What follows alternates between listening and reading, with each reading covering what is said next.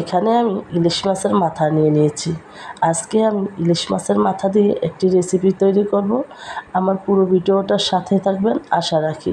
আসসালামু আলাইকুম আমার ভাই ও বোনেরা, আশা করি আল্লাহর রহমতে ভালোই আছেন। আমিও আল্লাহর রহমতে ভালোই আছি। আপনাদের কাছে নিয়ে আসলাম আরেকটি রেসিপি। আজকে আমি ইলিশ মাছের মাথা দিয়ে কচু শাক রান্না করব। আমার পুরো ভিডিওটা ধৈর্য সহকারে দেখবেন আশা রাখি। এই তো দেখুন, আমি কাঁচামরিচ দিয়ে দিলাম আর সব ধরনের মশলা দিয়ে কষিয়ে নিয়েছি, সাথে দিয়ে দিলাম ইলিশ মাছের মাথা। এখন সামান্য পরিমাণ পানি দিয়ে সিদ্ধ করে নিব মাছটাকে।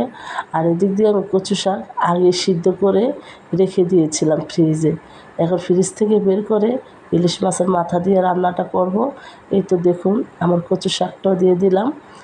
আমার রেসিপিটা যদি আপনাদের ভালো লেগে থাকে, লাইক কমেন্ট শেয়ার করবেন, ইউটিউব চ্যানেলে সাবস্ক্রাইব করবেন, ফেসবুক পেজটাকে ফলো দিবেন।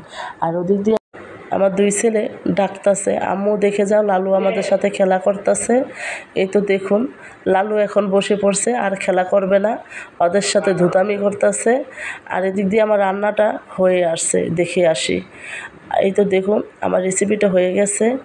আমার রেসিপিটা যদি ভালো লেগে থাকে অবশ্যই বেশি বেশি শেয়ার করবেন। আমার ভিডিওটা এ পর্যন্তই। আল্লাহ হাফেজ।